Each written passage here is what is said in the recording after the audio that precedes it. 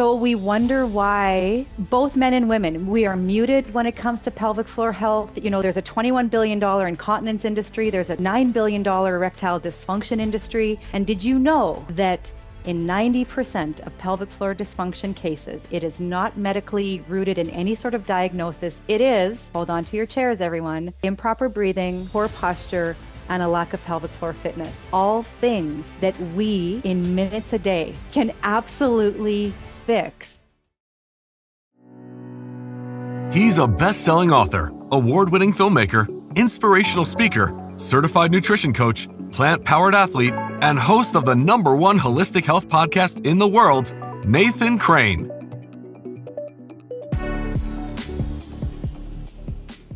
You know, one of the most important things I've learned over the years in helping many people get and stay healthy is to help them shift their mindset into thinking of themselves as an athlete, no matter their age, whether they just walk 30 minutes a day in the mornings, for example, or they play sports for fun on the weekends, or they go to the gym a couple days a week. No matter what your activity level, if you think of yourself as an athlete, then you start to naturally take better care of your body, focus more on your nutrition, recovery, sleep, other health protocols that optimize your performance as an athlete, and in turn may help you prevent and heal against chronic diseases and help your body be the healthiest that it can possibly be. So if you want to live a long, healthy, vital life and start thinking of yourself as an athlete, head over to plantpoweredathlete.com and get the latest organic plant-powered protein, super clean, nutrient-dense, high-quality plant-powered protein to help you live your healthiest, most vital life. And you can use our discount code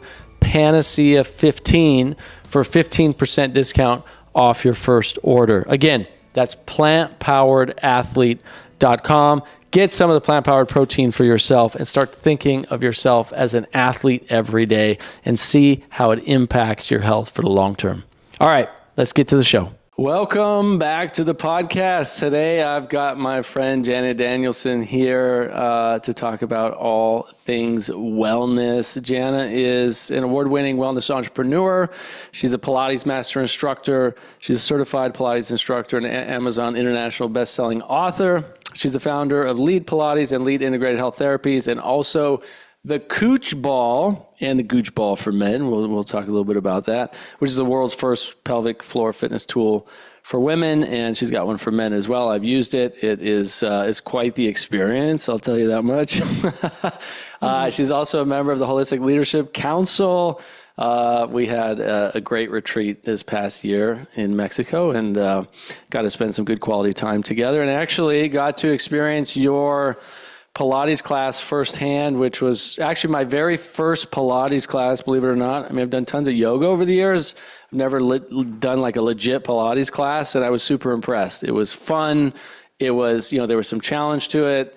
It was engaging. You were super, energized and just brought like a ton of education about Pilates, as well as, keeping us engaged and moving and getting a good workout all at the same time. I was like, this is pretty cool, actually. Yeah. So, Jana, what's up? Welcome to the podcast. Thanks, Nathan. It's great to be here. Yeah, I'm excited for you to be here. So, let's talk a little bit about your journey, because, I mean, you dealt with a lot of physical pain in the past, which kind of led you to the work you do now, and then, helping many, many thousands of women around the world. And so, led you to Pilates. And talk a little bit about that. What were you struggling with pain, and then how'd you resolve that? Yeah. So, I grew up in a small Saskatchewan agricultural town. We had acres of gardens that back then I cursed because I had to weed those acres of gardens. And that was on my summer holidays. So we had lots of, fresh air. You helped your neighbors out. That was my upbringing. And my upbringing was also in the realm of, when you got sick, you went to the doctor, you got a little prescription, you walked across Main Street, you went to the pharmacist, they filled your prescription, you took your medicine, and 10 days later you were better. And so in my late teens, being, the oldest of three kids, pretty A-type, wanting to achieve my best in whether it was athletics or academics, And so I found myself in this digestive pain cycle, thinking that I just had a stomach like my dad. My dad was a farmer. He had Tums antacids within an arm's reach of him all the time. And I just thought genetically that was I was predisposed to also have stomach issues. And so moved to university. And by the time I was 21 years old, finishing my business degree, I was on 11 different medications. And I was seemingly I looked healthy on the outside. I was teaching fitness to pay for tuition. I was newly engaged to my high school sweetheart, and I got really good at pretending and making people see a healthy version of me while inside I felt like I was dying. I didn't know what was wrong. And I remember sitting across the desk from my doctor one day thinking that we would plan out like the next 6 months, which specialist would I see, what tests would I do. And she opened my file, and as quickly as she opened it, she closed it. And she just looked me straight in the eye, very matter-of-factly, and said, Jana, we've consulted your medical team, and I'm here to tell you today that we truly believe that the pain is in your head and that you're seeking attention, and we wish you a nice life. And she stood up from her chair and she walked out of the door. And I sat there and I walked out of her office and I got to my vehicle and I cried because I actually thought at 21 years old that I would never do the three main things I wanted to do, which was marry my high school sweetheart, Jason, have kids and be a mom, and then one day run my own business. And so that's really what started. That was the pain journey that now I can look back was a total gift. Back then, I, you know, prayed, didn't know what I did to deserve, a life like that. So that's how it all started. What were all of your digestive issues like? Like what, can you run us through like what you were Yeah. experiencing on a day-to-day basis? Yeah, so the sensation I described, it was like a baseball size ball of fire, but behind my belly button. That's where it started. And anyone that's been in any sort of pain, you know that if you are in any sort of acute pain for long enough, it encompasses your entire body. So that digestive pain um, very soon became chronic headaches, a lack of energy. And as a young 20-year-old, I started having like pelvic floor issues, a lot of pain. Um, I would even find myself like coughing and sneezing and like wetting myself. And I was like, whoa, wait. I thought this only happened when you were in menopause or maybe after you had a baby. What was going on in my body that I was, you know, experiencing things that I thought were like for older women, and I was in my 20s. And so that pain behind your belly button, was that like 24/7? Was that after you ate certain foods? Was it when you were feeling stressed out? Was it like just Yeah. chronic all the time? No, I had triggers. Like it first started if I had an exam or, if I was going for a summer job interview, it would be like, weekly. But then it started becoming more often. And, like we're talking like this is in like 1994, 1995. And so we weren't talking about like food sensitivities and, the testing for that there was nothing like that. I can't even imagine going to the grocery store looking for anything gluten free. I don't think there would have been a gluten, tie back then to it, right? And so, I got into this idea that I had to eat every 2 to 3 hours. It must be something to do with hunger, right? So I got on this cycle of eating breakfast and then eating a morning snack and then eating lunch and eating an afternoon snack, right? So I didn't realize how metabolically inflexible my body was becoming because unbeknownst to me, was riding these blood glucose waves throughout the entire day. And just thought that when I started getting those pains in my stomach, that was my body asking for food. And in fact, Mm. that was not what was happening. You know, with the cold and flu season here, it's critically important that we enhance and strengthen our immune systems. Yes? Would you agree? The problem is, though, that there's so much confusion out there when it comes to what actually works for our bodies and for our health. Well, I'll tell you what I used. I used Mason Beljanski's wellness products. Mason Beljanski's products are backed by science to not only help empower the immune system, but can support detoxification and contribute to our overall health. Coming from Europe, the all-natural Beljanski formulas are now available in the United States and are recommended by top doctors everywhere. A lot of the colleagues I work with, functional medicine practitioners that work with patients with all kinds of diseases, are recommending Mason Beljanski's products to their very own patients. As a special sponsor of this podcast, Mason Beljanski has included a very special discount offer for all of my listeners. You can get 15% off your first order using the promo code Nathan, and you'll always enjoy free shipping when you order 4 products or more. You can grab your wellness products today at masonbeljanski.com. That's MAISONBELJANSKI, masonbeljanski.com, and use code Nathan for 15% off. Have you heard of PEMF therapy for cancer? Well, this podcast is brought to you by Dr. Pollock, and he wants to share with you the groundbreaking research of pulsed electromagnetic field therapy in the treatment of cancer. Studies show PEMF therapy can help control the cancer process and give safe, non-toxic, and non-invasive symptom management. PEMF therapy may enhance other cancer support and treatments, lower inflammation, and promote tissue healing.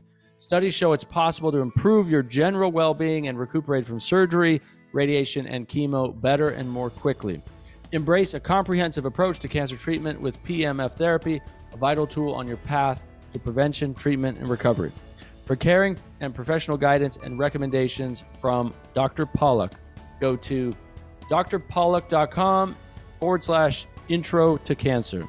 That's drpawluk.com/intro to cancer. And you didn't have any doctors knowledgeable enough to like direct you in any good direction either. So No, you're trying to figure this stuff out on your own.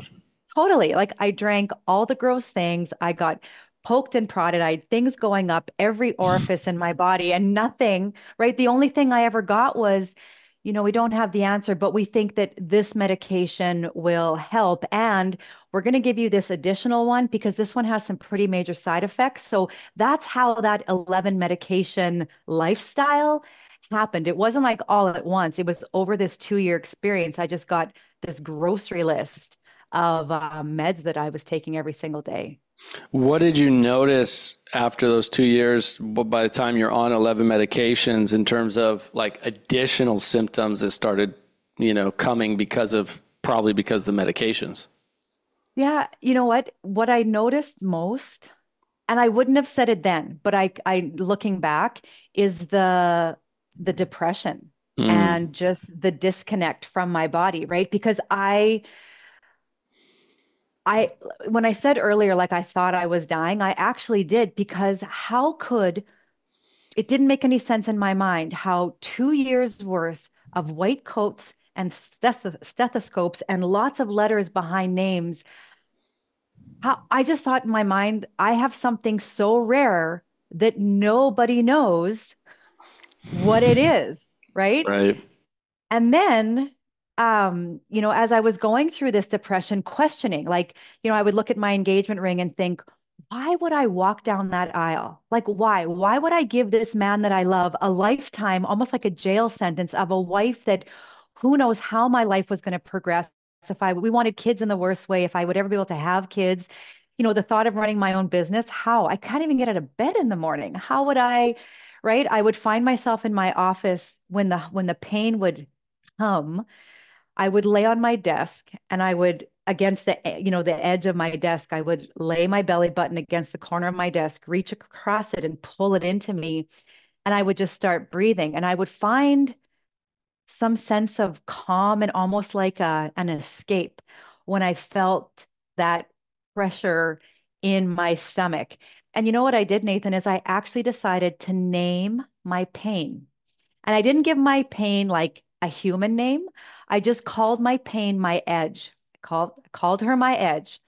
And it seemed weird at the time, But when I personified her, it was like I could have a relationship and, notice her when she started to rear her ugly head and be grateful when I had moments of like peace and no pain. And, I've had people in my life since then say to me, like, you actually did exactly what you should have from like an emotional or an energetic perspective, is because I really, in those days, I hated my body. I was shameful. I just despised everything about it. And, after reading Dr. David R. Hawkins' Power versus Force and learning the scale of consciousness, right? What is the lowest frequency? It's shame, it's hatred, and that's what I was living in. So, there was no way my body could even think about healing when I was so like disgusted by it. That's what a lot of us go through when dealing with chronic health issues is one, like not trusting our body anymore, not having a connection to our body, feeling like our body has betrayed us, right? And no matter what we do, nothing's getting better. And then we turn to other medications and other solutions or become depressed or drink alcohol or whatever to try and cover it all up. When in fact there is a solution there or multiple solutions, we just have to find it, right? And so understanding, what the causes are and then focusing on healing, focusing on, what I teach is solution-oriented mindset, is putting our minds on like, okay, let's quit focusing so much on the problem and really understand, what's causing this and then what can I actually do about it? What things are working? What things are helping? What other solutions are available? And trying new things and new modalities and new healing methods, like never giving up. That's it, right? Isn't that really it? Is like never giving up and trying to continue to find solutions. And eventually you will. That's what I found in my own life when I've dealt with issues over the years, and me, the clients that I coach, it's like eventually you will find the solutions if you never give up. So there's always hope in my mind. But what did you discover was the cause or causes of all this pain and digestive issues that you were going through? Well, even at that point, I still didn't know. And so I was in the grocery store about 6 months after that conversation with my doctor. And I was taking my groceries out of my cart, and I looked over at the magazine rack right beside. And I don't usually like pick up magazines when I'm paying for my groceries, but that day Madonna was on the cover of a fitness magazine. And I still am a Madonna fan to this day. So I just, without even thinking, just picked up the magazine and put it in my cart. And little did I know what the impact of that seemingly simple action. And I mean, you said it so beautifully, that if you keep searching, and sometimes it's like the right person comes into your life or the right book comes into your life, or you listen to a podcast and all of a sudden you're like, the heavens open up and there's the blue sky. And so when I got home that day, I opened up this magazine, and in that magazine was an article about, I didn't even know how to pronounce it. Okay. I know now that it's Pilates, but I was actually pronouncing it pilots until I saw in the article, how they have the phonetic pronunciation. And I read the article and then I went back and read it again and again because, like I said, I was teaching fitness. I was teaching spin classes. I was teaching, weightlifting classes, like step aerobics, all the things that were Reebok slide classes, if you guys remember those. And in my mind, working out meant puddle of sweat on the floor, cannot wash your hair the next day. And if you could wash your hair, you better kick it harder on with those arms next time around. But yet what I was reading in this article was information about, and it looked like yoga to me, um, spinal alignment and something called diaphragmatic breathing. And it talked about a sympathetic and a parasympathetic nervous system, which as a fitness instructor, that we did not cover that in our training.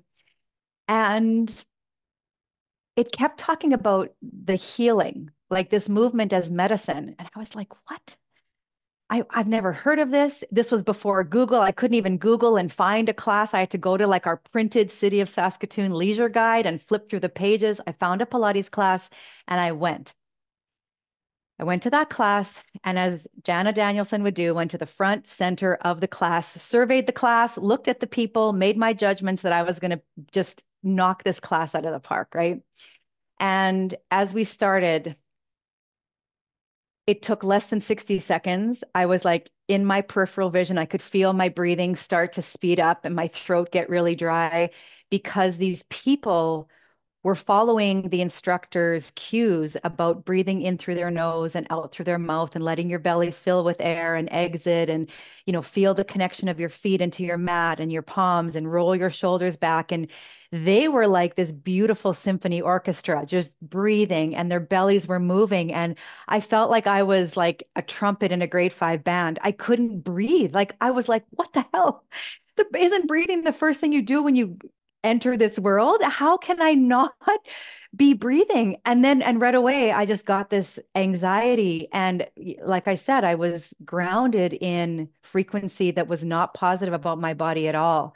And it was another reason for me to be like, see, like once again, disappointing, unable to serve me. And if I hadn't been front and center, I would have rolled up my mat and walked out, but my ego was too proud. And so I stayed for the whole class, struggled through it. The instructor approached me after. She didn't say anything, but Nathan, she just wrapped her arms around me and I cried and cried and cried. And the only thing she said to me was, come back on Thursday. And so I left the studio. My then fiance, now husband, Jason, was outside the room. He was in the weight room and my eyes were swollen like I'd been chopping onions. And he's like, what happens in a Pilates class? Like, what? I thought you were just exercising. Why are you so upset? And I just said, I have to come back on Thursday, like in between my sobs. And so I went back Thursday and I went back every Tuesday and Thursday. So twice a week, 16 weeks after my first class to the day, I had weaned myself off all 11 medications. I Wow. had no idea what happened, right? I was still doing things like crossing my fingers and throwing salt, seriously, throwing salt over my shoulder. Like I just thought that it was too good to be true. And it was at that point where I was like, the only thing I've changed in my life, the only thing is coming to this classroom twice a week for an hour each time. There's something here. And I was so curious and so intrigued and so hopeful because all of a sudden my mindset started shifting like, can I truly be healing my body with simple breathing and spinal movement and, posture, checking in and understanding posture? Could that really be what healed me? And that's when I like, it was probably the first real healthy obsession I've had in my life. I dove in, and as the good Lord would have it, in my small little city of Saskatoon, there was a woman from Phoenix coming to do her Pilates mat certification and her Pilates, um, the full equipment apparatus training. And I was like, okay, if that's not a big enough tap on the shoulder, I don't know what is. And I got certified in Pilates, started teaching as a hobby out of our home. Because at that point, I was a human resource consultant. I was helping small businesses with their, with their human resources, with their recruiting. And so I started teaching out of my basement. 2 classes a week turned into 4, turned into 8, turned into 16. Jason and I were still farming at the time, so we sold some extra grain and invested in a Pilates reformer and a trapeze table and a chair. And I hung my shingle up and I would, go upstairs and I would be writing reports for my business clients. And then I would have someone come and see me downstairs. And within 16 months, it was obvious that there was a business, not just a hobby. And so I opened my first studio in 2010, expanded to a 9,000 square foot facility in 2015. That included an integrated health therapies clinic, grew that until the end of 2022 to a team of 60 clinicians, instructors, and administrators, literally hundreds of thousands of people walking through our doors. Um, and you know what? So that's that all from picking up a magazine in the grocery store and realizing like that we are meant to live beautiful lives that flourish. Sometimes we're gifted these moments where we can struggle in a major way and there's a purpose and a reason for it, and the right people and the right information comes at you when you're ready to receive it. I'm a true believer in that, and the rest really is history. That's so beautiful. What an incredible story. So what do you feel about Pilates actually helped you finally heal? What are the deeper Yeah. underlying aspects about it? Nervous system, breathing, movement. Obviously, you were doing exercise, and exercise by itself wasn't helping you heal. What do you feel was your blockage, the challenges that were causing your gut pain, and what about Pilates actually empowered your body to finally heal after 16 weeks of twice a week, right? Because I'm guessing it wasn't the exercise component, right? But I want to hear what you feel about that, what you think about that. Sure. One of my good friends and integrative cancer doctors, Michael Carlfelt, owns the Carlfelt Center in Meridian, Idaho. And I'm really grateful that their team has sponsored this episode. Dr. Carlfelt is a globally renowned naturopathic doctor in integrative oncology, and his center pioneers cutting-edge alternative therapies to combat cancer. They offer cutting-edge therapies, including high-dose IVs, ozone therapy, curcumin, mistletoe, photodynamic therapy, and many others within their 17,000 square foot advanced medical and wellness treatment facility. With decades of expertise, they offer comprehensive root cause medicine tailored to support your healing journey. You can begin your transformative experience with a complimentary 15-minute discovery call. You can call them at 208-338-8902 or visit their website at thecarlfeltcenter.com. Again, that's 208-338-8902 or go to the website thecarlfeltcenter.com. Let's talk about Healin 951. I first learned about this revolutionary product while attending a conference on natural cancer treatments. I then later interviewed Jim at Healin Products, and his cancer healing journey with this product truly inspired me. Healin 951 stands out for its profound effects on gut health, inflammation, cellular health, and immune system support.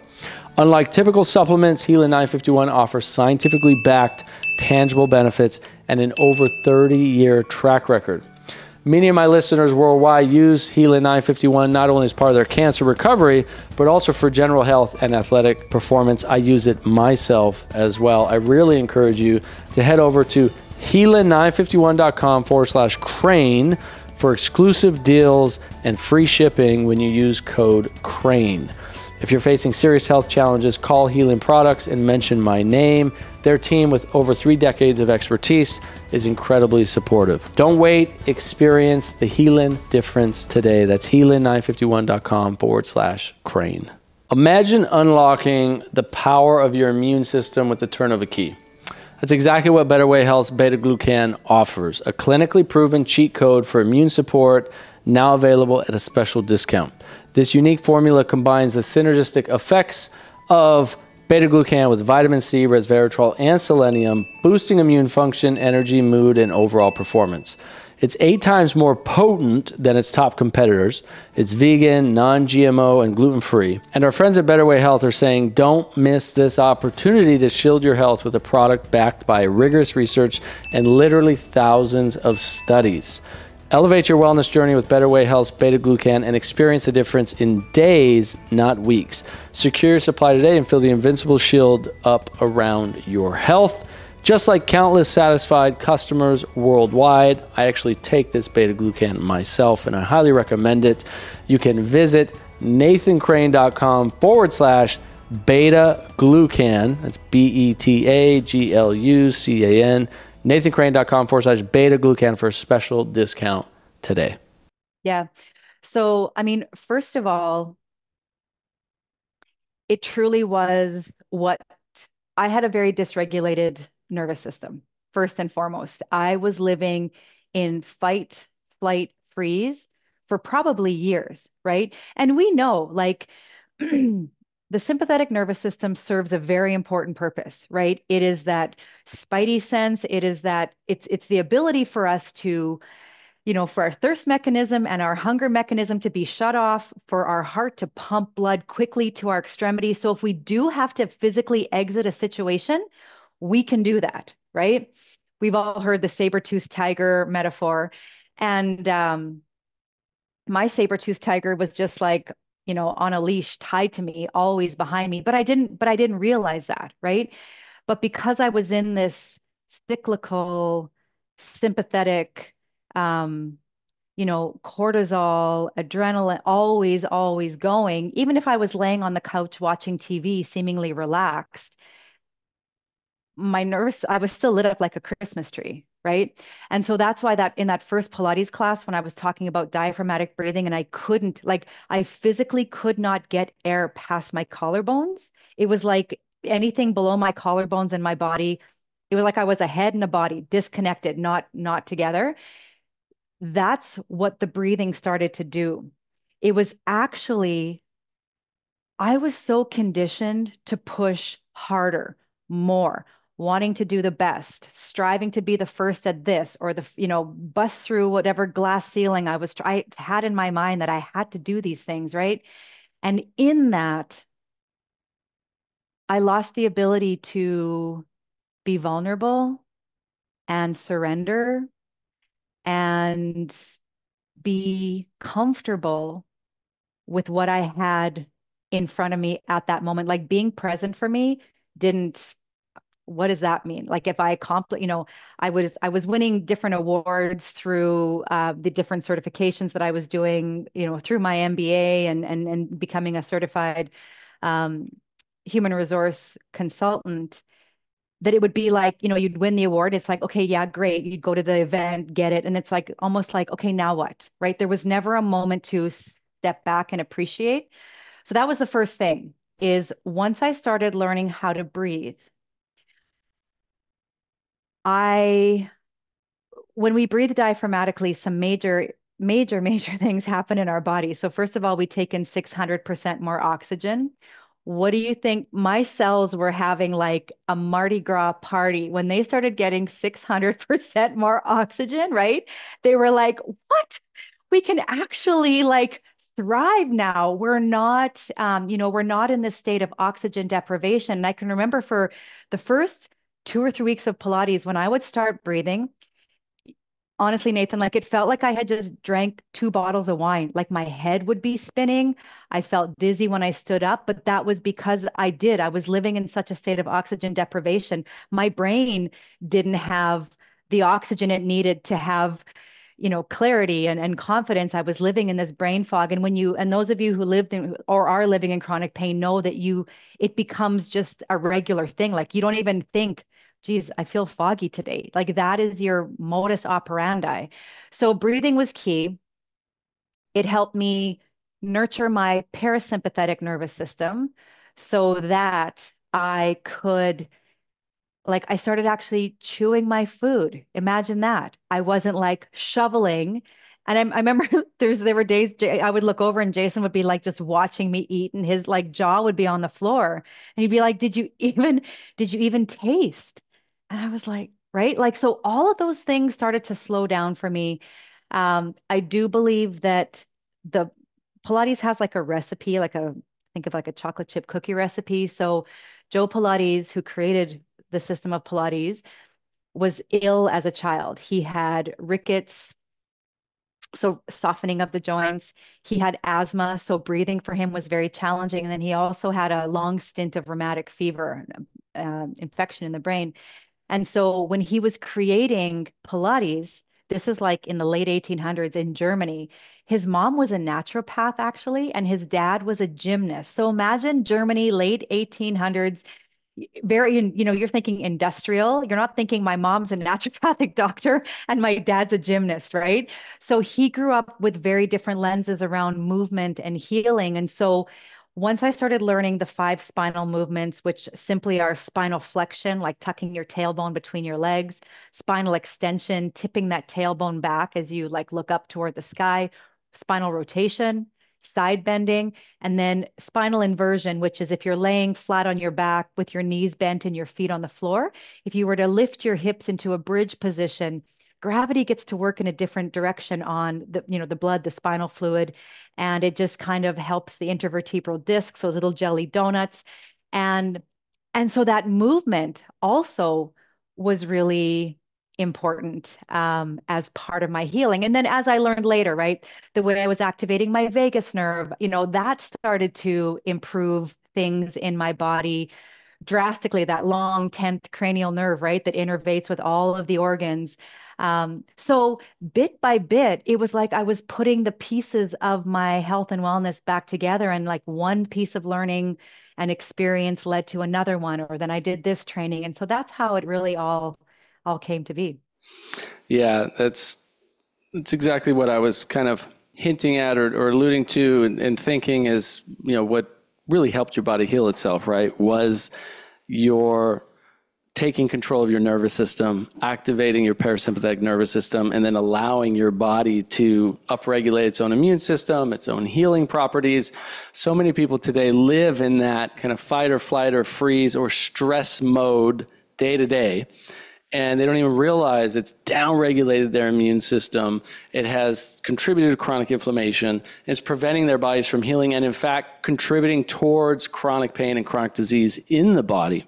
And so through that deep diaphragmatic breathing, we know that we can activate the vagus nerve, we can upregulate our parasympathetic nervous system, we can turn on our immune system, and our body can go to town actually working for us, right? Healing, reducing damaged DNA and damaged cells, activating autophagy, cleaning up the inflammation in the body and in the joints. And so people live in this really shallow breath state because of the chronic stress that so many of us experience in the modern world, right? And Totally. It's, we could do a practice right now for everyone tuning in. It's like, do you breathe diaphragmatically, throughout the day often, right? And you can breathe, big deep breath through the nose. And do you only feel it in your chest, or can you actually take that deep breath in and feel it go past your chest down into your diaphragm and feel your stomach and your whole core expand out? And that's how we're supposed to breathe, right? That's how we breathe when we control our nervous system, when we activate our parasympathetic nervous system and activate healing. But like you said, like you weren't even aware of that. You weren't even aware that you were kind of in the shallow breathing mode. And, when the doctors told you, oh, it's all in your mind, like number one, as kind of arrogant and incorrect that was, there was some truth in that, right? Because your mind, through the knowledge and experience and wisdom you gained, actually is what ended up allowing your body to heal itself. And, I want to talk about shame for a minute, because there's so many of us that have dealt with shame from our childhood, have felt shame, and probably still feel shame today. And having shame in our minds that manifests into our bodies does contribute towards chronic disease in the body. And until we heal that shame and learn to love ourselves and forgive others, that shame is going to be at the root in our subconscious, contributing towards all kinds of issues that can manifest in your body. People have probably heard your issues become your tissues. We know that neuropeptides get released into organs and can stay stuck there, causing chronic inflammation. That's Dr. Candace Pert's work, the molecules of emotion. This has been studied, over the years. A lot of people don't know this work actually exists, that these emotions and traumas and feelings of shame and guilt and resentment that, we create or experience, especially as children, that we don't know how to deal with or how to resolve or how to forgive or let go, literally fuel our subconscious into our adulthood and then cause us to have so many of these painful and chronic inflammatory conditions. Not to mention the toxins in the food and all the other things, but our bodies are miraculous, right? Like our bodies are miraculous. They can heal themselves from anything, especially when we give them the proper conditions. And the conditions really do start with the mind, in my opinion. Like that's 80% of it. If we get our mind really focused on the healing aspects that our bodies can activate, Everything else just supports that. Clean diet, removing toxins, clean environment, get the toxins out of our food, water, air, skin, products, all that kind of stuff. Like, yes, that's important, but the mind is so powerful. I mean, I've seen miracles. I've literally seen miracles with just the mind, literally healing people again and again and again. It's incredible.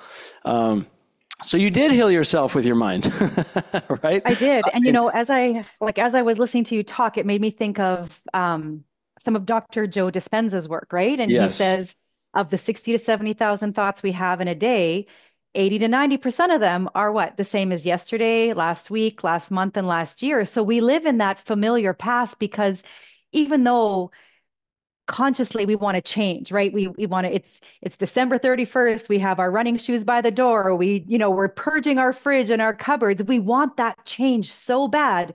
But yet January 1st and 2nd and 3rd, we still have the same thoughts we did on December 29th, 30th, and 31st. So, that's really important. If we want that new unfamiliar future, we have to be present first of all. And that's one of the things that kind of triggered for me when you were talking. And the other thing, Nathan, this is going to be a mic drop. I'm pretty damn sure because, and I know we're going to transition into pelvic floor conversation in a second, but since you mentioned shame, the pudendal nerve is the main nerve that runs from our brain to our genitals and the pelvic floor area in both a man's body and a woman's body. So it's called the pudendal nerve. If you were to Google what is the Latin root of the word pudendal, you know what comes up? An area of shame. Parts to be ashamed of. Pudenda meaning external genitals, derived from pudenda meaning parts to be ashamed of. That's crazy. Is that not like, and so we wonder why both men and women, we are muted when it comes to pelvic floor health. There's a $21 billion incontinence industry. There's a $9 billion erectile dysfunction industry. And did you know that in 90% of pelvic floor dysfunction cases, it is not medically rooted in any sort of diagnosis. It is, hold on to your chairs, everyone, improper breathing, poor posture, and a lack of pelvic floor fitness. All things that we, in minutes a day, can absolutely fix. And What was the the shame percentage? What was the percentage you said of pelvic floor issues? Is that what you said? Say that again. yeah. So Dr. Bruce Crawford, who is a urogynecologist from Reno, Nevada, did some research in the mid like 2014, 2015. And this is like, I think it was really what started shifting things for me was that he found in his study 90% of pelvic floor dysfunction is not rooted in a medical condition. It is rooted in poor breathing habits, poor posture, and pelvic floor fitness. So and we know with any muscle in the body, a too tight muscle is just as dysfunctional as a muscle lacking strength, right? So that's what he's talking about. Because for some of us, we've got hypertone, too much tension, and for others, we have a lack of tone, hypotone. So 9 out of 10 people can move through their pelvic floor dysfunction simply with breathing, exercise, and proper posture habits. What are the pelvic floor symptoms in men and women that are most common? So the most classic one, obviously, for women is incontinence, right? So there's stress incontinence and then urge incontinence. So stress incontinence would be if I cough or sneeze or laugh really loud and leak a little bit.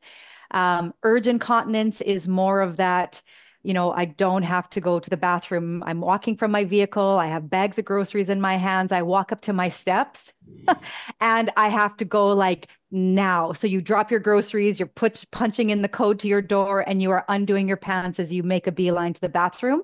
So there's the urge part of it. Chronic pelvic floor pain in both men and women. And that actually is I believe, the physicality of pelvic floor pain is rooted in energetics, right? Because guess what? Guess what's located in the pelvic floor, everybody? The sacral chakra, right? The chakra of sensuality, of creativity. And they're unbeknownst to us. So many of us are like literal tight asses. Like we kind of, That's a right? good Like term. That's a we, good term. He's a tight ass. Well, his yeah, ass is actually really tight. really tight, right? Like the anus is being like, think about when you're watching a scary movie, or if you live in a place where there are seasons and you are driving on ice or walking on ice, if there's instability, even on a path that has, a little bit of unstable ground, you don't realize what happens, but your body is searching for stability. So you will, unbeknownst to you, the anus will squeeze a little bit. And for some of us, that is literally how that's how we're operating our life. So constipation is often a pelvic floor dysfunction outcome. And a lot of people don't realize that constipation is connected to the pelvic floor, but it is. Chronically tight hips. Chronically tight hips are a pelvic floor dysfunctional kind of consequence. Low grade back pain. So across the back in that lumbar spine, low grade, like enough to go for a massage, but not enough to stop you from doing your activities of daily living can often be pelvic floor. The pelvic floor is 14 muscles. I have my little pelvis here. So it's 14 muscles that make up the bowl. This is a female pelvis. Men's look very similar. Women have just a little bit of a wider pelvis to allow for childbirth, but cold tingly feet. That's one that a lot of people don't connect with the tight pelvic floor because when the pelvic floor is tight, often there's a muscle located very near to the pelvic floor. We have one on each side of our bodies called the psoas. It attaches from the inside of our long femur bone at a spot called the lesser trochanter. Then it comes up through the pelvis and attaches to the 5 lumbar vertebrae on each side of the body and the intervertebral disc, those little jelly donuts I talked about.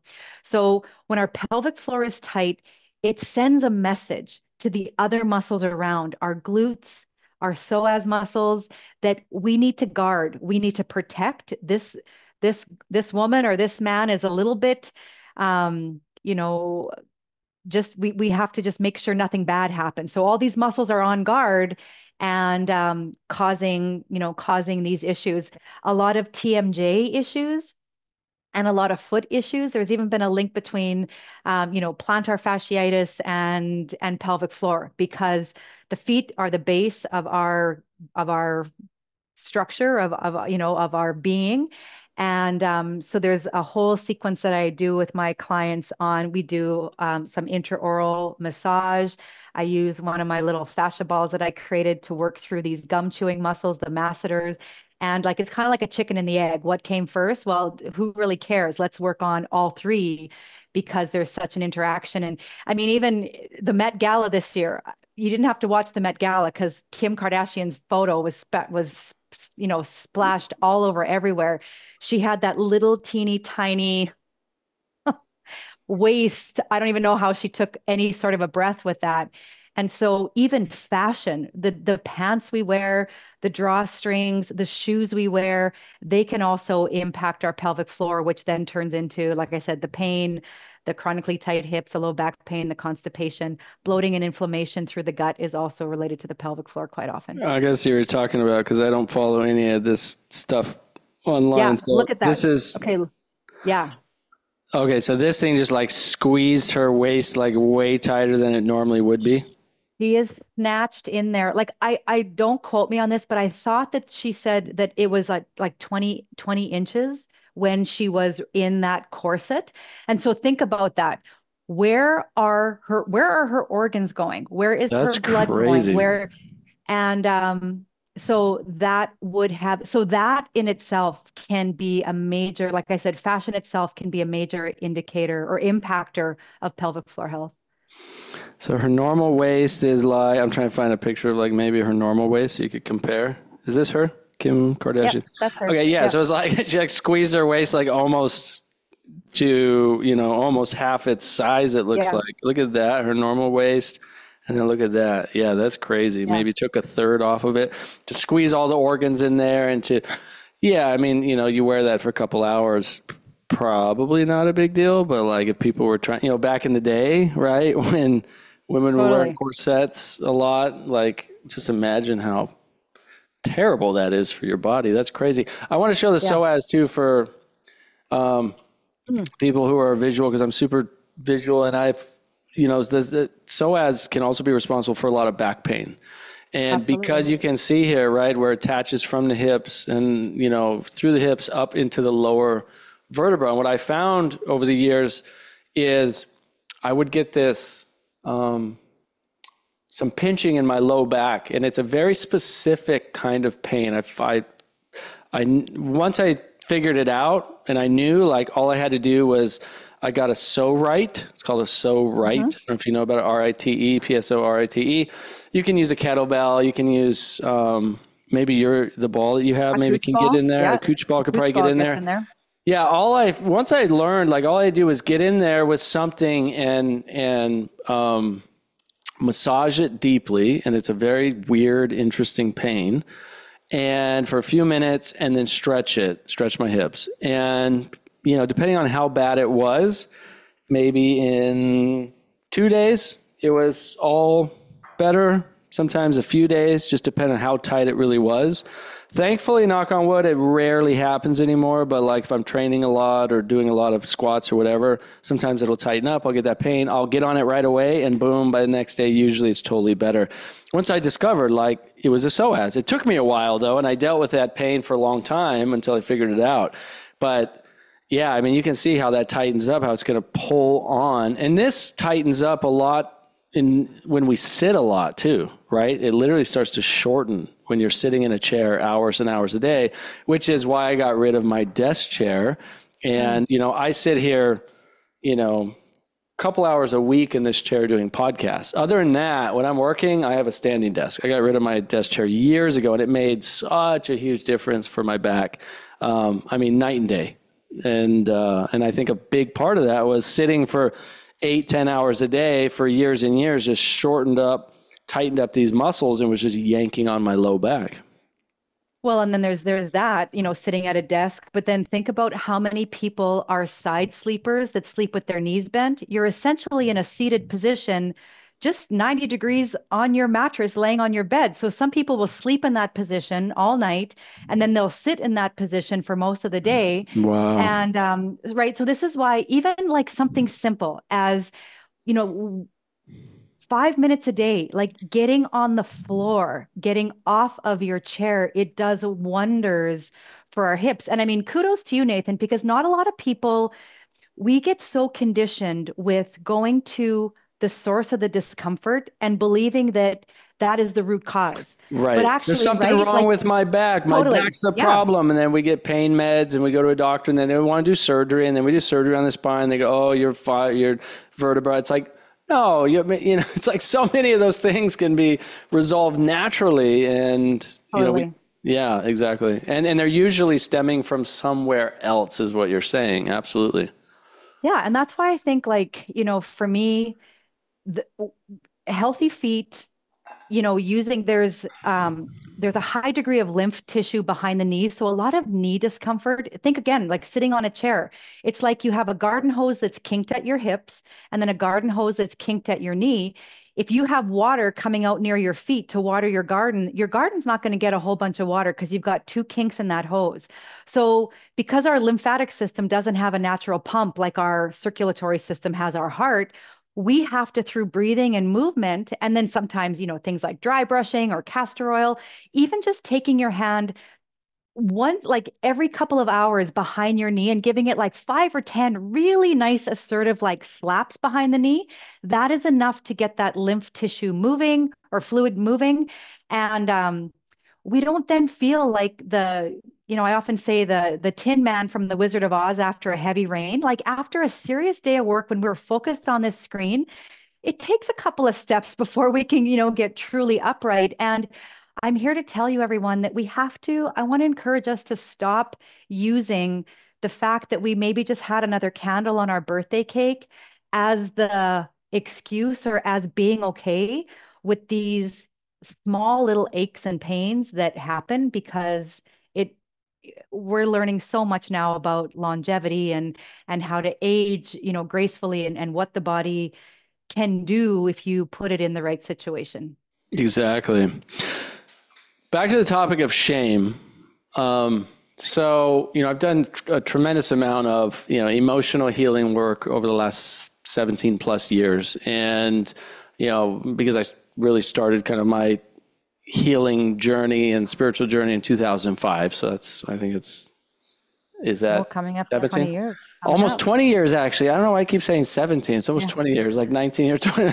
The years just like fly by.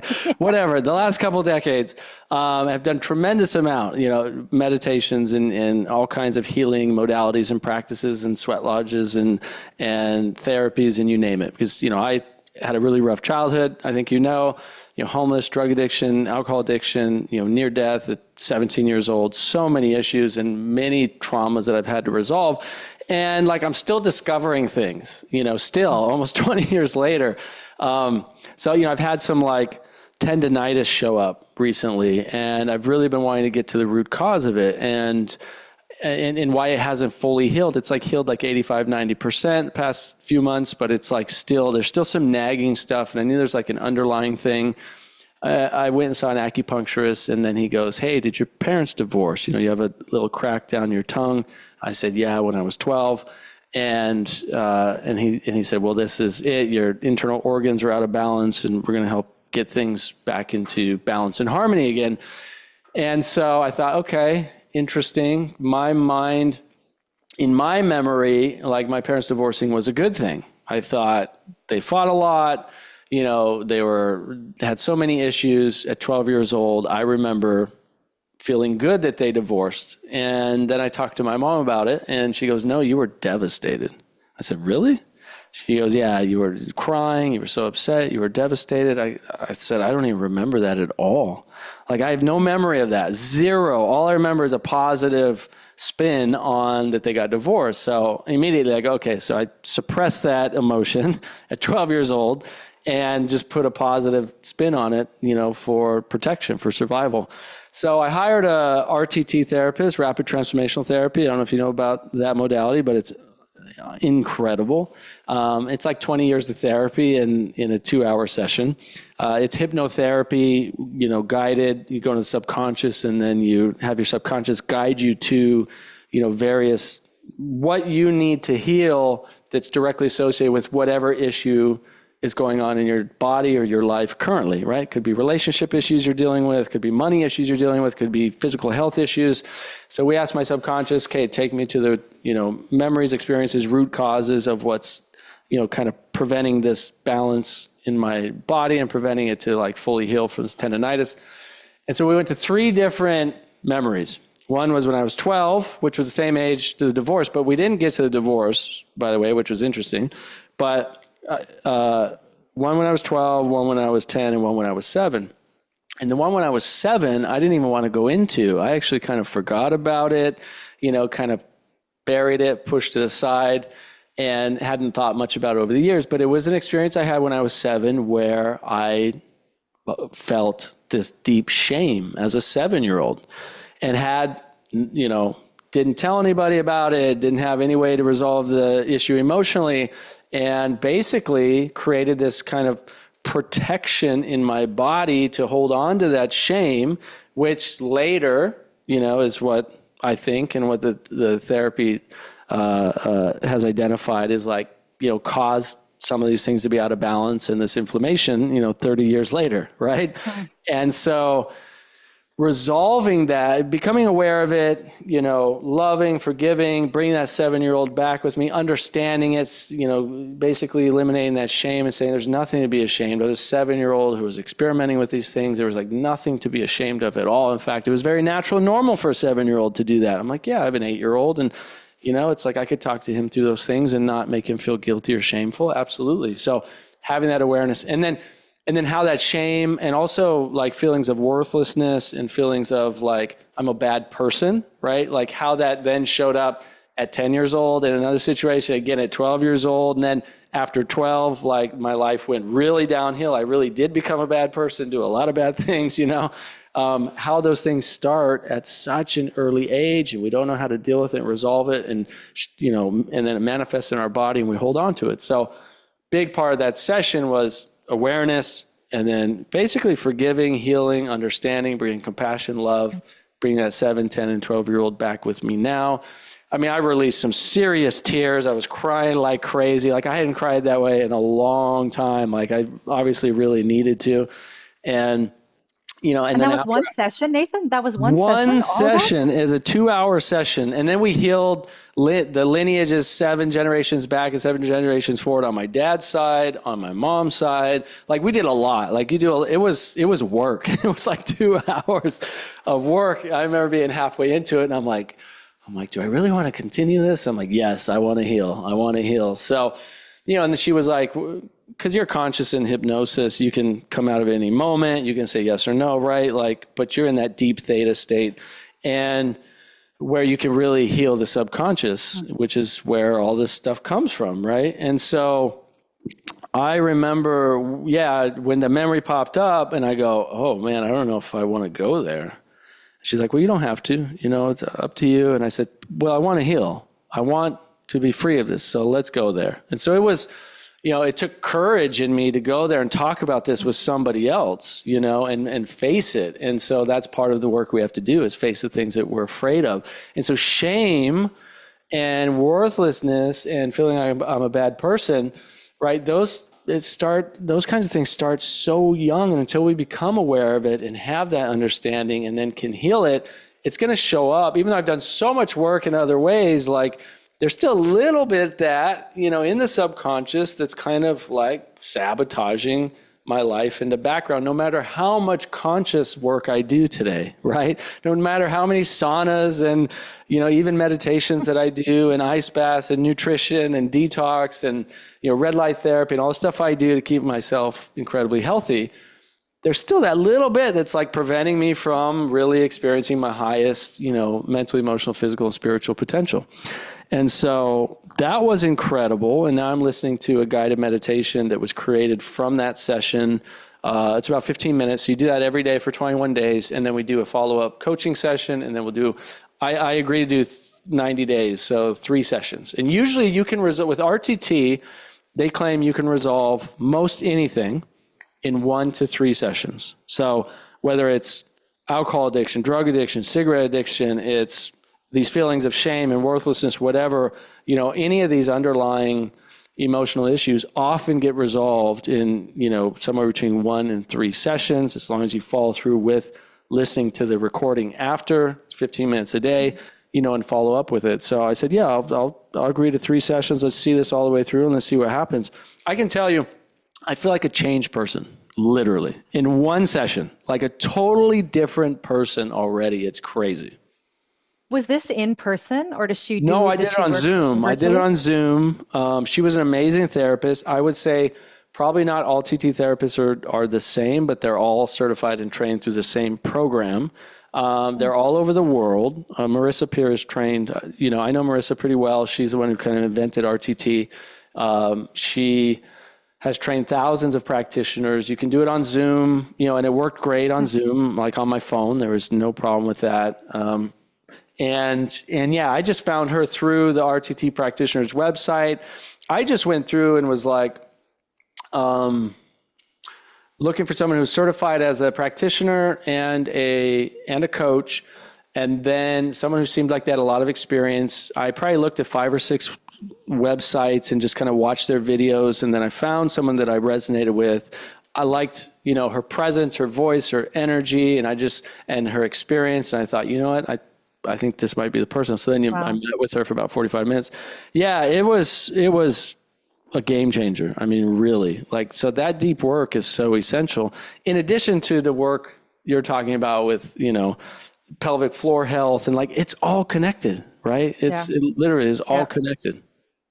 Yeah. Did you, you had a session with our colleague, Dr. David Berselli, right? With the trauma, the tremor. I've done a few sessions with him personally, and then he led. Were you there at the group session? He led one at the HLC that we did. Yeah. No, I've had some crazy, it was such an amazing experience. Yeah, I did one before we did the one at HLC, I did one over Zoom with him when I was back at home in Mexico. And then I had my husband, Jason, do one too. And it was, again, I mean, I want to go and check out this RTT thing simply because, like you said, I mean, you get 80% or 90% of the way there. Yeah. And what is it? And you can't, I mean, as good as you try, I don't think we can actually access those things on our own. I think we do need help with someone trained like this to get us there, right? So Colette Stryker, who just joined the HLC, Tom says he's gone through her program and says it's unbelievably. I'm going to go through it and check it out. But he said she trains you on how to do that kind of deep, resolving work on your own.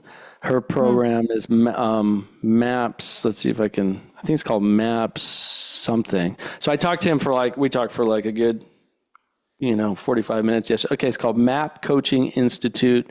Apparently, like Tom says, he's been able to go and do deep healing work, getting trained and you can learn to do it on your own. Like you can have therapists and practitioners guide you, but they train you on how to do it on your own too, which can be a great tool, right? Like I like to have a therapist guide me through stuff like this and then learn it and then learn how to do it on my own. Absolutely. I love that. And some people don't ever want to learn how to do it on their own. They just want someone to guide them through it. And others want the empowerment to do it on their own whenever they need it. But Tom speaks so highly of the MAP Coaching Institute. So I'm going to check that one out next because there's always stuff to work on, It's like there's always something, until we're enlightened Buddhas, like, there's always going to be something to work on and something to get, and it's like, you move that extra. When you're at 85, 90%, it's like you move up another percent. And then that 1% at that point is like 10x, right?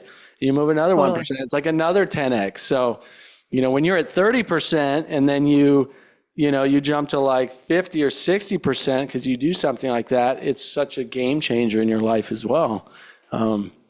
It was amazing. I highly recommend it. I could send you the contact of the therapist I went through too. I would highly recommend her. She was really, really good. She's really she's got the scientific side dialed in, but I would say she's also very intuitive and can, And it's so like the physicality of this, of our humanness is not one dimensional. Like it's not like you have tendonitis, therefore you must have been doing something, biomechanically wrong with that, with that finger, with that whole arm, whatever it was. And I feel like there's a shift, Nathan, don't you? Like I feel like there is more people now that are starting to connect the dots. Like 5 or 10 years ago, it felt like we were such a little minority that we're kind of like maybe a little bit loopy. When you would hear someone say 7 generations back and 7 generations forward. And I had that experience. I had my first plant medicine experience before Christmas, and that in the integration piece of my experience, the shaman that was leading me through through my 3 days actually helped me understand that. And so the physicality of our fill in the blank, whatever it is, chronic headaches, low back pain, knee pain, it's not related. I just wanted this like a public service announcement. It's not, you don't have arthritis because your dad had arthritis and your grandma had arthritis. Like, we know that genetically, what is it, less than 10% of illness is actually genetically determined. Guess what that means? 90% is not. And that's where this whole concept of, yes, there's metabolic health and terrain and the physicality of it. And there are these beautiful aspects of who we are, the emotionality and the energetics and the frequency. And, I just love this platform you've created, Nathan, because we can have conversations about all these pieces and not have to think, okay, well, I can't talk about that on this podcast. I got to save that for a different one. So kudos to you for creating, the safe, just curious space that you have. Yeah, thank you. Now let's go deep into that because, have you read Autobiography of a Yogi? No. Okay, so do you know about Paramahansa Yogananda? See, no. Name sound familiar? Okay, so Yogananda came to the West early, mid-1900s. Basically, he brought yoga here to the West, right? And then he opened the Self-Realization Fellowship. And if you've ever been to, I don't know if you have, anybody's ever been to Encinitas, California, and goes to the meditation gardens overlooking the bluffs there at the Self-Realization Fellowship. That's one of the places that he started. And, he trained in Kriya Yoga, and, what the rishis in India, the master teachers in India train in, which is basically how to become enlightened beings. Very similar to, Buddhist teachings, but slight differences and nuances.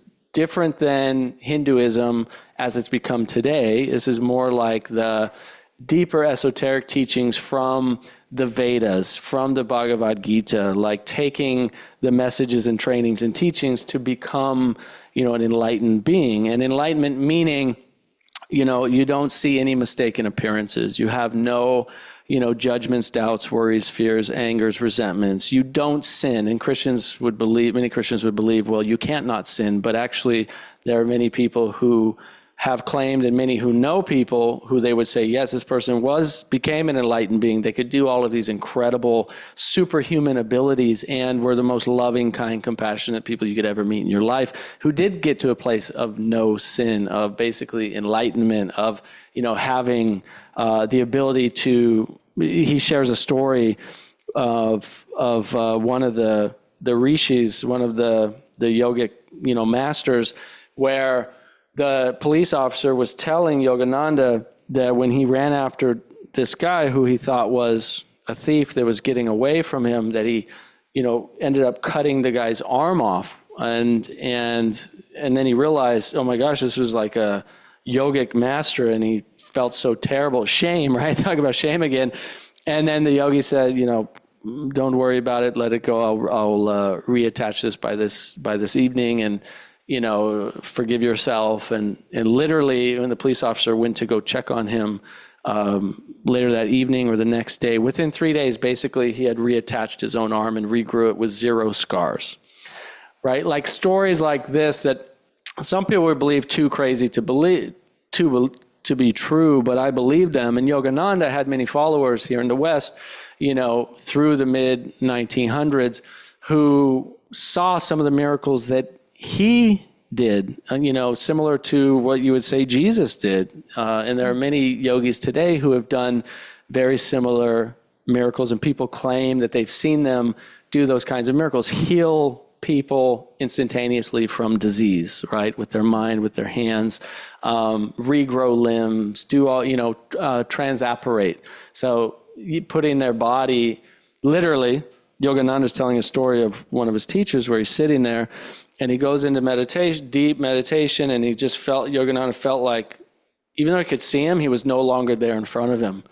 And he went, actually apparated another body, if you will, to go find a man that needed to meet Yogananda, brought him back to his kind of apartment where he was staying, and then disappeared back into, and Yogananda was there for 30 minutes, never saw the guy leave. And the guy came and he said, oh yeah, this teacher told me to come here. I need to meet you right now. And then he kind of ran off. And Yogananda was like, what are you talking about? Like, he's been here in front of me the whole time. He goes, I'm not lying to you. He was even wearing those sandals right there. He guided me here. How would I know to come meet you, right? And they're like tripping out because the guy never left in front of him. All these kinds of stories that Yogananda shares of these enlightened beings with all these incredible powers that he learned from over the years and went to the Himalayas to learn from these master yogic teachers. And so anyway, Autobiography of a Yogi, I read it, I don't know how many years ago, but I'm listening to it again now on tape, and I'm actually diving into more of like his teachings, because he's written a bunch of books on manifestation and self-healing and affirmations, the yoga of Jesus, which is really interesting, how he connects the yogic traditions and teachings to, the teachings of Jesus in the Bible. And it's so profound. So I'm like diving more into that work as I'm diving more into the actual Buddhist practices of enlightenment. There's a cool book called Modern Buddhism that actually guides you through like what Buddha taught, his followers how to become enlightened, and kind of a step-by-step approach. So anyway, Autobiography of a Yogi, if you haven't read it yet, I highly, highly recommend it. Yeah. I'll add it to my summer reading list. Yeah, that's a good one. But point being is that what he taught people is and what he experienced himself and what he helped others with and what he learned from his teachers was you can heal anything with the power of your mind, with the power of God, with connecting to the power of God and bringing that force into you, and through the direction of your mind and the power of God coming through to you, you can heal anything. And, and then you tell your story. Just by breathing, you basically healed yourself of all these issues, which was like the power of your mind connected, with the wisdom of God, guiding you through, like the breath, like even in the Bible, right? Talks about the breath of, in the beginning was the Word, and the Word was God. Well, where does the Word come from? Well, the Word comes from the mind, thinking, the brain, but the Word also comes from our breathing, comes from our lungs, and breath is essential to life. So anyway, we could dive deep down that rabbit hole, but very interesting stuff. Yeah. Yeah. All right. Where do you want to go next? Well, where do you want to go? I mean, we can, well, let's just touch on breath one more. Let's just loop back one more time.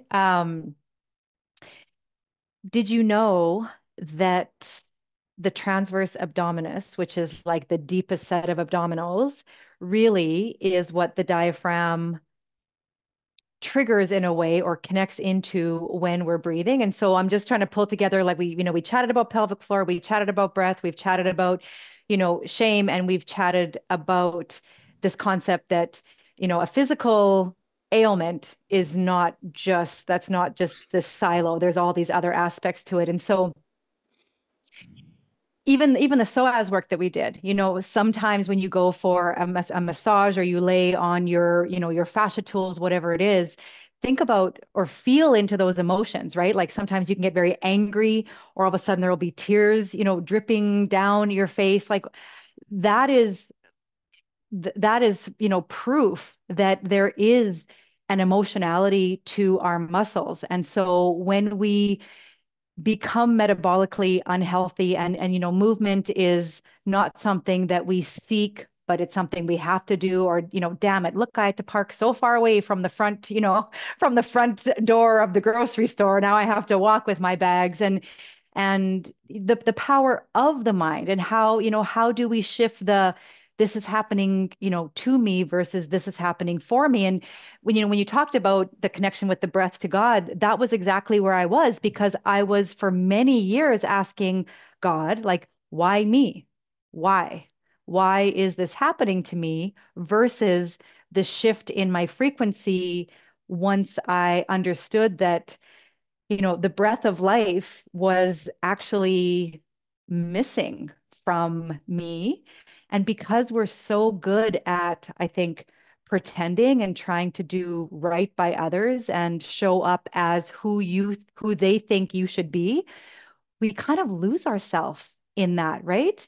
And that's what I felt like I was a bit of an actress, right? When it was time to go into my workplace or time to interact, it was pasted on the smile and away we go.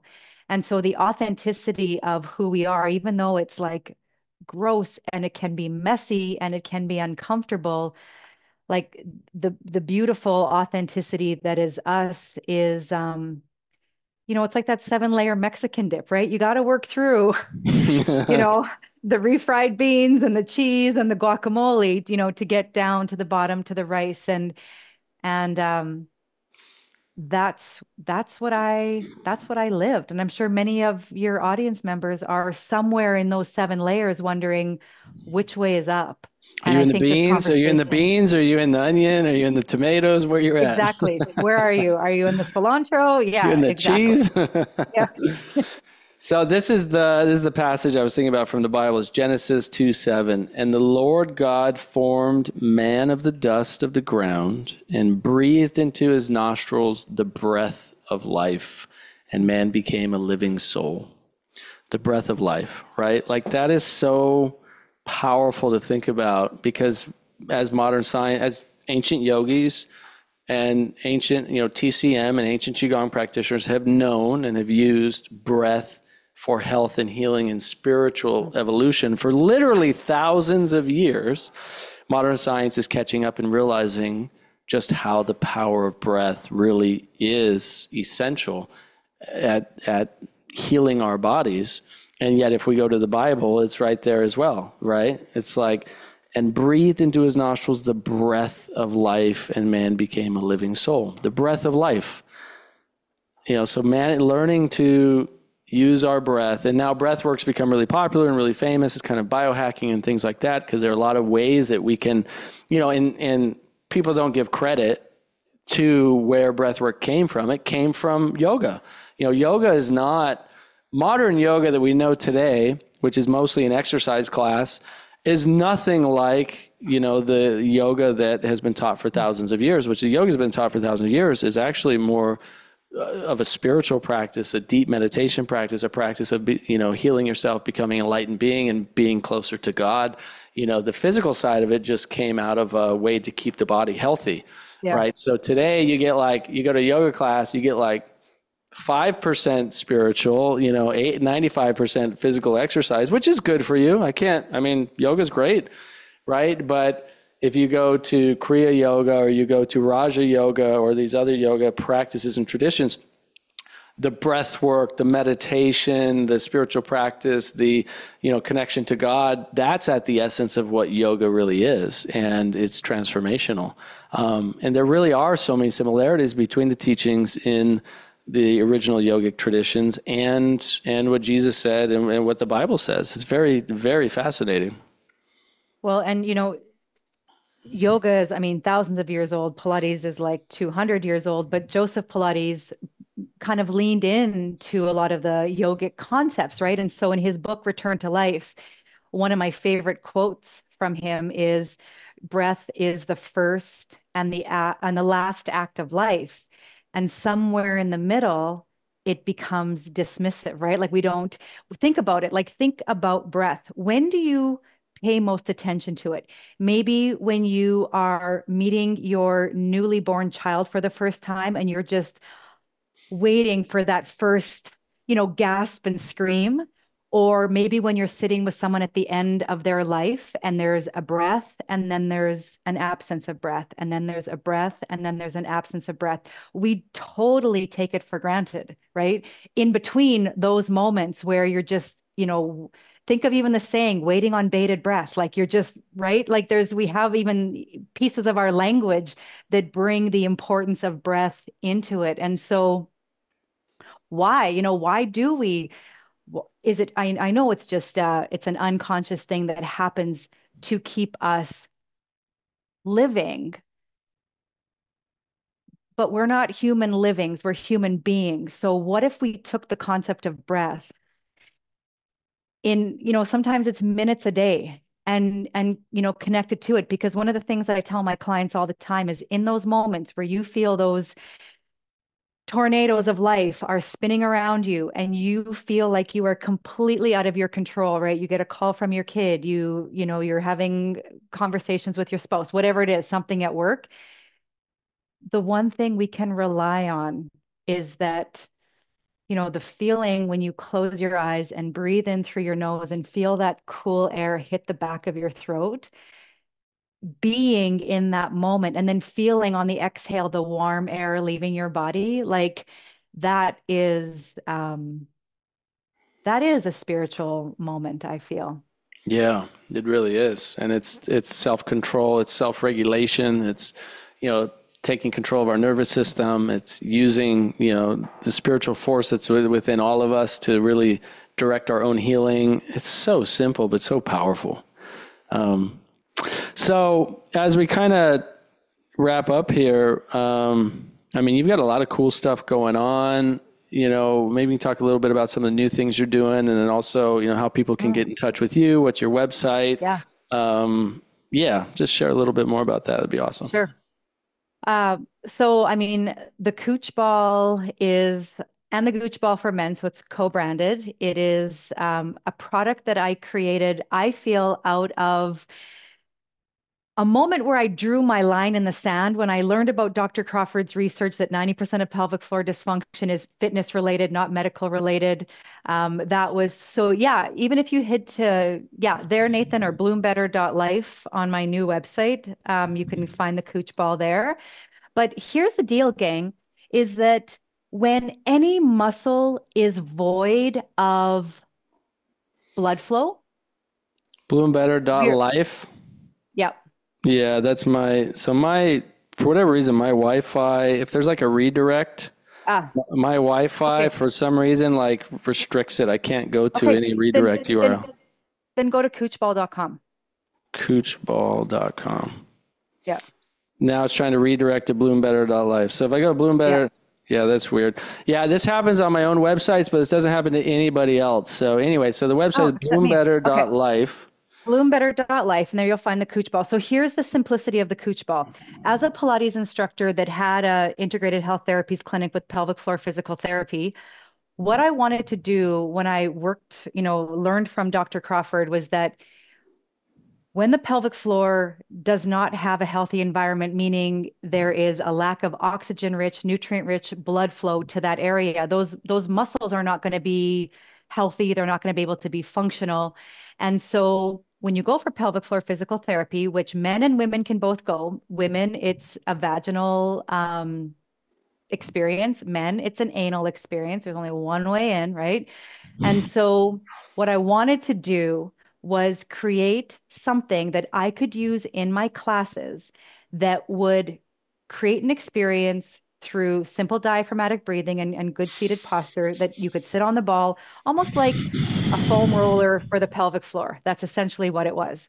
I tried to find it on the market and I couldn't find something because by then I was very dialed into my nervous system. So everything I tried on the market either jacked up my sympathetic nervous system or there was like no really big impact, right? So I went out and there were days when I was calling like Spalding and Wilson, like all these well-known sporting goods manufacturers. I got laughed off the phone. I got hung up on. They're like, "You want to create a ball to do what?" So I found a manufacturer, created the Cooch Ball. The cool thing about the Cooch Ball is the system that comes with it. So the training videos take you through how, in fact, to fill your ball, how to sit on your ball, how to breathe on your ball, because breathing is key, right? Breathing is our communication between our body and our brain. And when there's an absence of breath or when it's erratic, your nervous system is going to trigger sympathetic, right? It's what it does. That's what it, you can't even get mad at it because that's what its job is, right? So I created the Cooch and Gooch ball to start to shift the pelvic floor conversation because once I learned that the pudendal nerve meant an area of ashamedness, it made so much sense to me why we don't talk about it or why we would rather just go to the grocery store and buy the pads and wear the pads than actually have the conversation. So I've been a champion for pelvic floor fitness from a movement Pilates perspective for many, many years. And as I've evolved, I've now sold my clinic and my studio, moved my family from Canada to Mexico, wanted to be like, we've had really deep roots here, wanted to spread our wings and kind of strengthen that part of our lives. I started to just realize that if I could create another product that would work in conjunction with the Cooch ball, because the Cooch ball was missing that real deep fascial work in the feet, along the jaw, through the glutes, the piriformis. So the Scooch ball was born.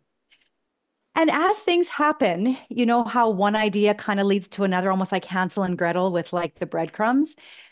Then my paths crossed with Dr. Naisha Winters. I don't know if you know Naisha, Nathan, but she's like my neighbor in Mexico. She lives like 20 minutes down the coast from me. Got to know her, spent some time with her, really dove into her world. She's a naturopathic oncologist at 19 years old, had stage 4 ovarian cancer, and has spent her life, her professional life just really diving into and positioning this idea of metabolic health and terrain instead of treating, you know, instead of treating the cancer, let's treat the environment the cancer is in and then let's see what happens, right? And so I started reading and learning from her and I thought, hey, wait a minute. this concept of terrain is exactly what I do with the Cooch ball. We use it for pelvic floor health, but we use it for gut health, working through the ascending, transverse, and descending colon. I work on low back pain and glute tightness, so someone with sciatic pain can start to take control over it. Using the Scooch ball for plantar fasciitis or for Achilles tendonitis, right? I've helped people, with ear issues, just releasing tension through their TMJ. And I was like, "Okay, wait, all this stuff that I'm doing is actually metabolic health. It's not just pelvic floor, it's not just fascia." And so this concept of terrain fitness is something brand new that is part of my launch of my Bloom Better brand, literally like a month ago, 29 days ago, is a part of.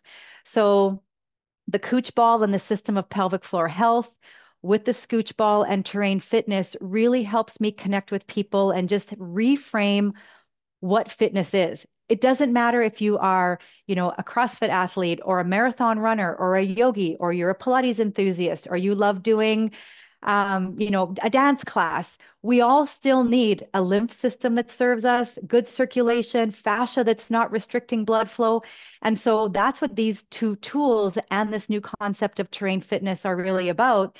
And then I had the good fortune, they say when the student is ready, the teacher appears. I got connected with a gentleman named Sean Wells, who is known very well in the supplement world. When I learned that 80% of supplements out there are truly not meeting label claims, my blood kind of started boiling, kind of like it did when I learned the whole truth about pelvic floor health. And I was like, that's not right. That's just not right, because you and I and millions of other people are buying. I mean, maybe not you and I are going to Costco to buy but many millions of people are going to Costco and the drugstore to buy their supplements, and it just isn't right. And so working with Sean, I came up with a custom formulation that really is all about blood sugar management through dihydroberberine. We're using tetrahydrocurcumin for inflammatory support and bloating. We're using white chase tree berry for hormone support. And we're using L-ergothioneine, which is a great antioxidant for mitochondrial health. And so I feel like, once I had my third baby, I was like, okay, our family is complete. With this new brand and being able to pull in the metabolic health through fitness and movement using the Cooch ball and the Scooch ball with, high quality supplements. Once we do have that beautiful garden that's ready to flourish, I feel like my message and how I'm showing up in the world is exactly where I'm supposed to be right now. So bloombetter.life is where you can go to check out what I'm up to, or Jana.Danielson on Instagram and TikTok. Beautiful. On the 80% of, you said 80% is, you found out 80% of supplements, yeah, claims on labels were not accurate. Like, where did you get that statistic from? Do you know? So yes, I do. I was listening to a podcast that Sean was on with a gentleman named, let me find it. Let me see if I can quickly find it. They bought a whole bunch of, he was talking on this podcast, they bought a whole bunch of brands off of Amazon and sent them for third-party testing, and only 20% came back meeting label claims. They're like a supplement watchdog group. Do you know what their Was it Mike Adams' group? What is the group called? I mean, I know he tests a lot of supplements for heavy metals and things like that. Let's see. Consumer Lab. It is. His thing's called the Health Ranger, but I don't know what his lab is called. Clean Label Project. Let's see. No. Let me look. Let me keep looking. Sean Wells podcast. Yeah, I'm curious where the claim. I found. I mean, because I never heard that percentage before, so I found this article, but it sounds like it's different. Was like where the New York Attorney General in 2015, they were testing some specific herbal supplements in Walmart, Target, GNC, and Walgreens, and they found that same percentage They said almost 80% of the pills officials tested did not contain the key plant ingredients listed on the label and included fillers like rice and beans and additional ingredients such as wheat, mustard, or radish. So they had more of these filler ingredients, but not some of the plants that were actually listed on the label. And that's it. Like, this was the actual, they sent cease and desist letters. These were their store brand. They told them to stop selling some of their store brand herbal supplements. So they included ginseng, St. John's wort, echinacea, ginkgo biloba. These were like the GNC brand, is what it sounds like, and some of the store brands from Walmart, Target, GNC, Walgreens, which is pretty crazy. This is the first time I've seen this. Now, does this mean all supplements have 80% that are not? No, of course not. This was specific herbal supplements that they tested, at these stores back in 2015. But that's why I'm curious about the 80% that you reference, because that's interesting to know. It's one of the reasons I created plant-powered protein, which we were talking about offline. The new supplement through my company, Plant-Powered Athlete, right, is because I saw such a need in the protein space. I mean, so many proteins that are out there today are just filled, honestly, are filled with stuff that I would never want to put in my body. Let's just put it that way. I mean, ingredients that are, that have studies behind them that are toxic, that cause cell damage, that disrupt the gut. And, those are things that's like, why do you have to damage your health just to get the protein that your body needs? So I wanted to, reluctantly go into the protein space and create a protein, reluctantly, because it's something I've been wanting to do and work with athletes for a couple of years, but have just reluctantly gone into that space and done it. One, I've never created a supplement before, but two, I, have been so focused on education with helping people with cancer and chronic disease for so long. I'm like entering into even though I'm an athlete and I love what I do, it's like entering into that space was just kind of like, well, maybe, am I the right person to do it and all that, even though I had this passion for it. And so I dove in and finally did it. And I'm glad I did. I'm so happy and proud of this protein powder because it is clean. It's organic. It's not filled with pesticides and herbicides and chemicals and tons of processed sugar and fillers and additives and stuff that so many of these products have nowadays. They often get such cheap bulk ingredients, fill it with a bunch of stuff that honestly I don't think your body needs, and then they make a ton of profit off of it. Like, our ingredients are expensive, our profit is low, but we wanted to create something that was really effective, that actually had scientific studies behind the ingredients to enhance energy, to enhance recovery, to enhance athletic performance, and not with all the other potentially damaging ingredients that are in a lot of these products today. So super proud of what we created. And I know that's what you went to town on, creating your supplements as well, as creating something that you could be proud of, that actually have, like the adaptogens in our protein. We actually have the quantities of milligrams that are in them that show in the studies where they got the benefits from them, versus like just putting them in there to throw on the label like a lot of these companies do. They'll just throw like 30 or 50 ingredients in there, go, yeah, we got all this good stuff in here. And if you actually looked at the milligrams and you knew what they were, because you take the total amount and then try and divide it by how many of those ingredients are actually in there, you're like, this is worthless. Why would you even put, 25 milligrams of something in your body that, the benefits haven't even shown in studies to start until it's at 200 milligrams, for example. So that's why I formulated this with all of that in mind. And I know, talking with you offline, that's why you worked with someone to help you formulate your products as well. Totally. And I just have to, I did say this before we hit record, that Nathan so graciously sent me a bag of his protein, and it is like, it passes the Jana Danielson tests. So thank you for that. I am a big fan. You did a great job. That's awesome. Thank you for that. What do you like about it so far? So what I love is how, first of all, how well it blends. Like, for me, I have a palate that is like, if something doesn't feel good in my mouth, it doesn't matter how good it tastes. It's like, I'm out. So like I said before, I blended it with some just unsweetened coconut milk. I put 2 scoops. Should I have put 2 scoops? Yeah, 2 scoops is a serving Yeah. size. That's 26 grams of protein, Yeah. and that's 5 sources of plant-based protein, specifically that create the 2-1-1 kind of ideal branched chain amino acid profile. Yeah.